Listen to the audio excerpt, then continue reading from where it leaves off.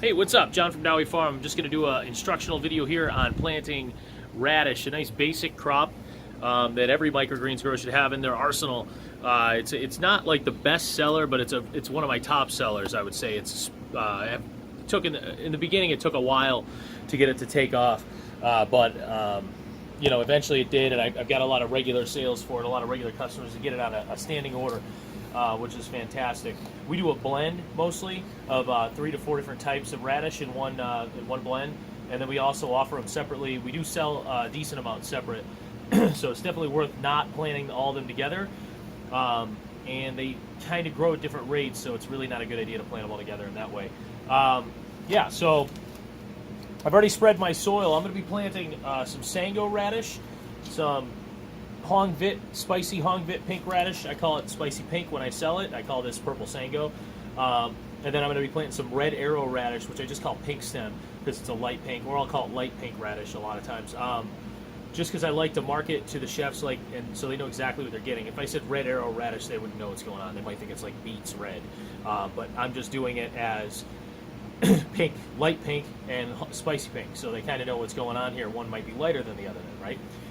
So I got my soil spread out, and then I'm going to get my water, and I got my regular soil blend, my 50-50 perlite soil mix. I'm actually up to 70. I probably forgot to mention that. 70% perlite. By volume, it still looks like 50-50 when you look at the tray and you look at the bin of soil, but it is what it is. But you're going to play with your soil mix probably and do what you think is best. I'm just kind of providing some guidance there.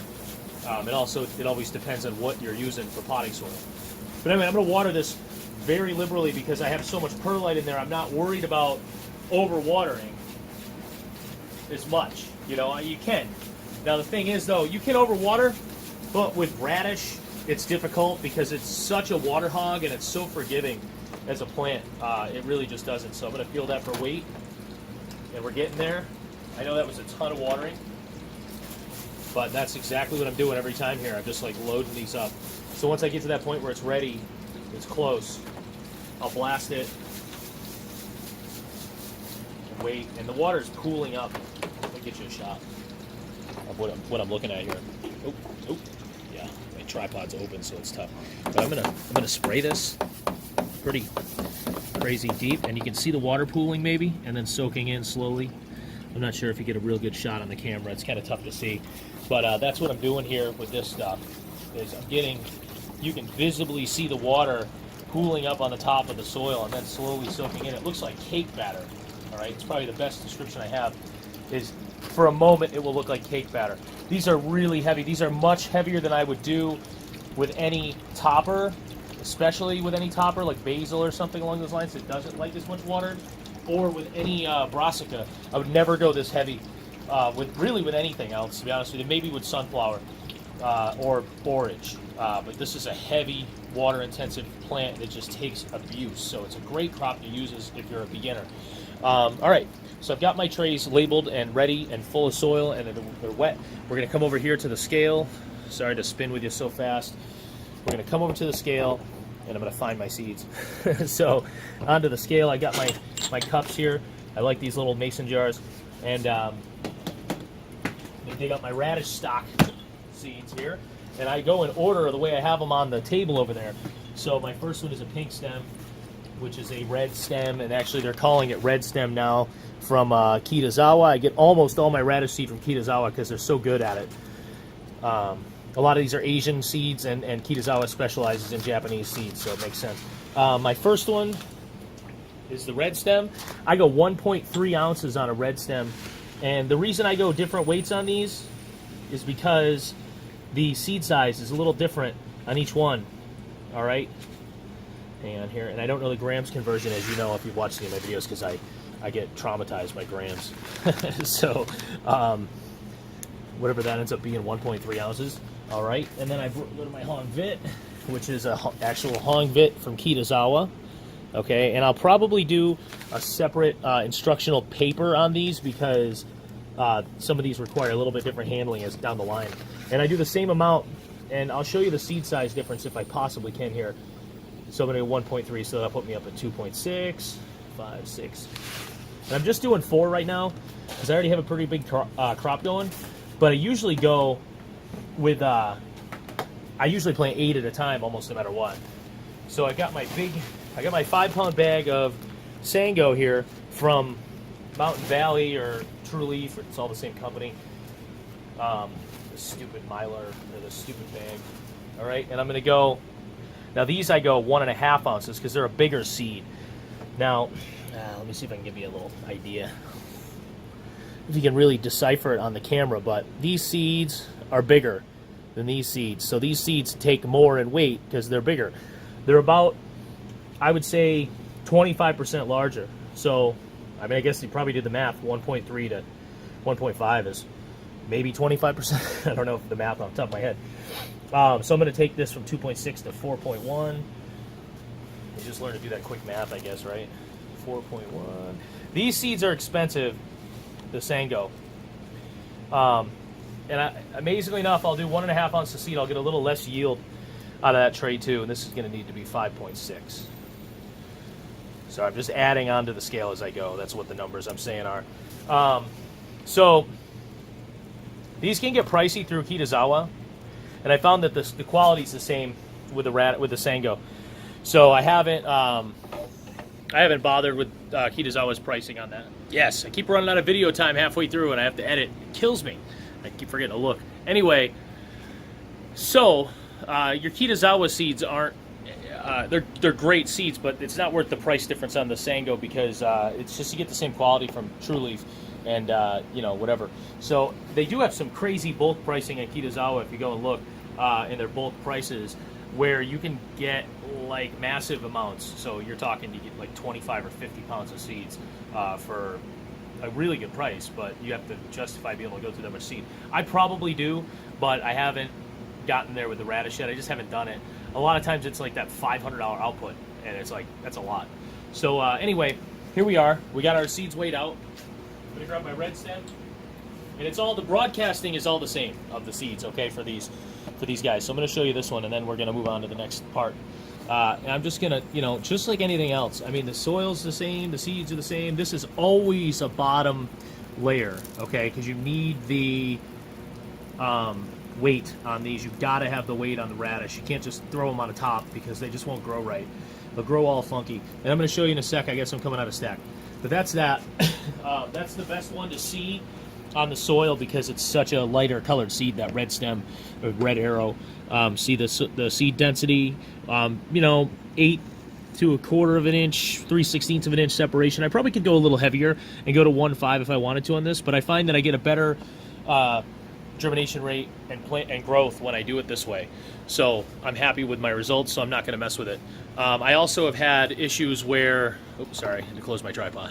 I've had issues where in the summer, sometimes I'll get those little tiny black specks on the leaves, especially with those ones, and they're noticeable because it's a lighter colored leaf, and that bothers me. So I go 1.3 on that. Yes, sorry guys, having camera problems today, but I'm trying to get through this radish video. Okay, so I planted all my radish seeds, all right, fair enough, and I started doing this, and then my camera died. But I planted all my radish seeds, and now I'm going to spray these for soil contact, just like so, okay?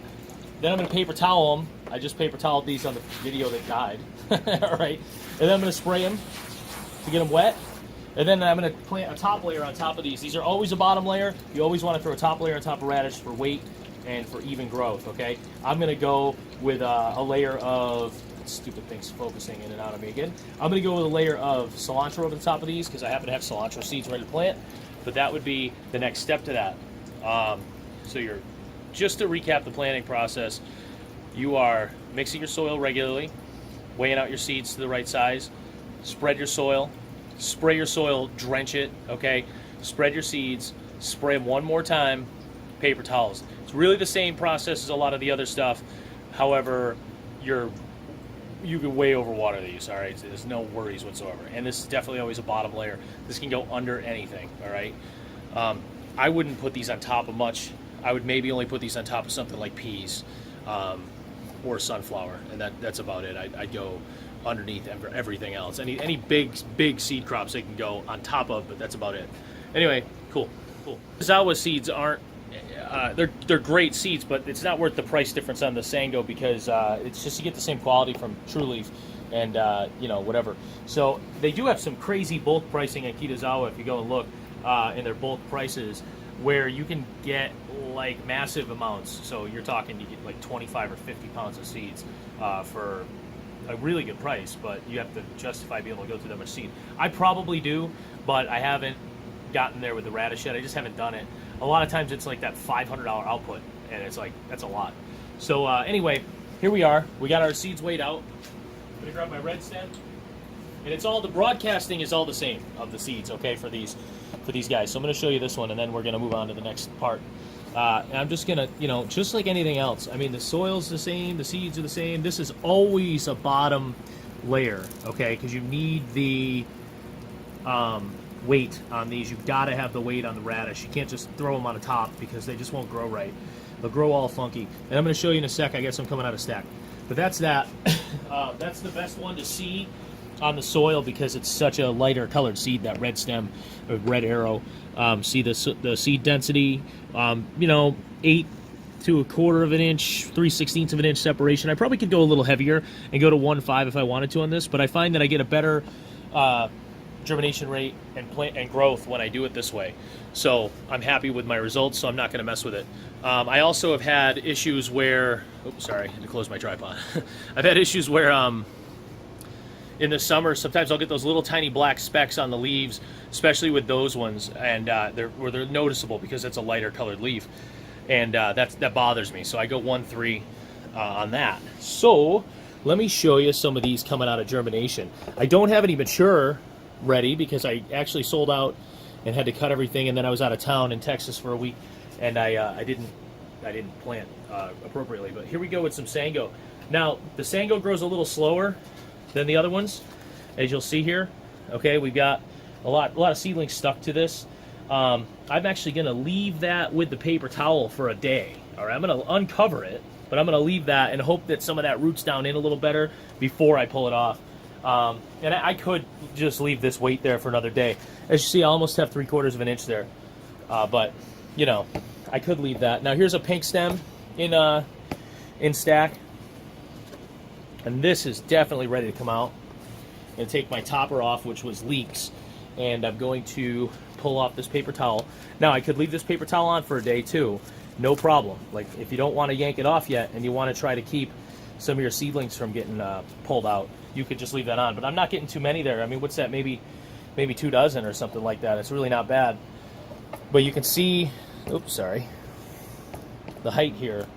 I will pick it up and I will show you. Hang on, let me get rid of this. All right. The height here is, let me drop this bad boy down. I'm not great with this tripod. Sorry, one-man show with the camera.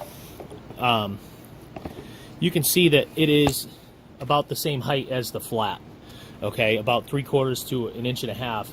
1.25 inches actually, probably. Sorry, I misspoke there. About 1.25 inches, and a nice light pink tone to it. Okay, and real good looking stuff. This stuff will really turn pink if you abuse it, which is kind of strange, because if you let that thing dry out for a day, it will actually get way brighter in color. And they also like cooler temperatures. Now this Hong Vit is totally not ready. So as you can see, if you planted them all together, you would get poor results out of those things.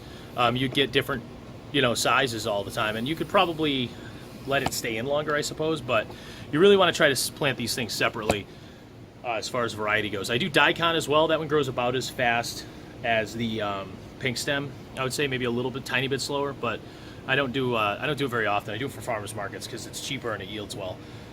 Well, I don't know about cheaper. I just have it. I guess I misspoke there too. I don't know. I don't remember the price of daikon anymore because it's been so long since I bought it. It's really not in demand with chefs, so I don't bother much with the daikon.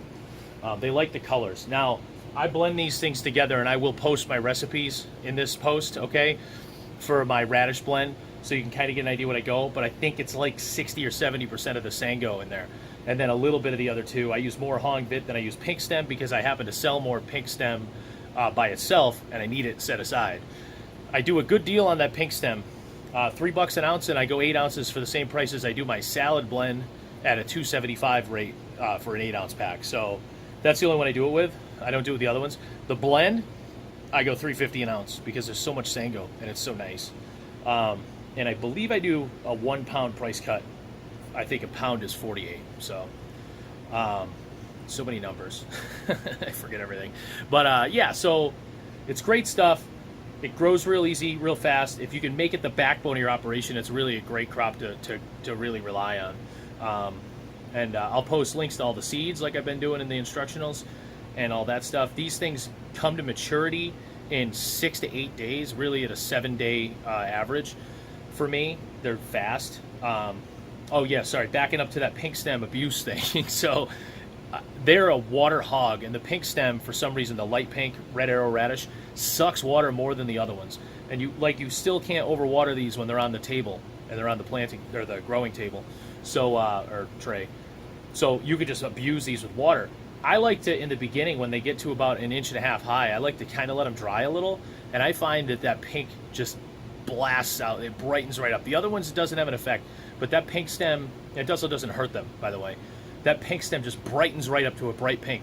And then if you get that to about 3 inches high and cut it, it's fantastically beautiful. The shorter the radish, the better the color is going to be, but the less yield you're going to get. So you kind of have to make that decision on your own, what you're looking to do. I end up cutting it right at about probably a 4-inch crop, and you're leaving that stubble. So you're getting a 3 to 3.5 inch green out of what I'm doing, all right?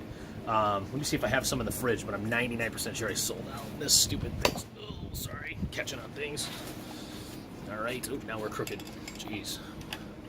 Sorry, it's kind of, we're in between days here at the grow room, so it's very disorganized. Oh, I do have some in here. All right. Cool. I got little containers. What's up? All right, let's check this out. I got some pink stem, washed pink stem, and I did cut this a little short, so check it out. Good stuff once it's all grown. All right. Sorry if I can get a good camera shot. There you go. All right, that's just my pink stem. I'm gonna wrap this up in about a minute because I'm running out of camera space again. And this is just blend. So this is my blend, and you can see the colors, and it's really nice. Isn't that beautiful? I mean, that just pops, man.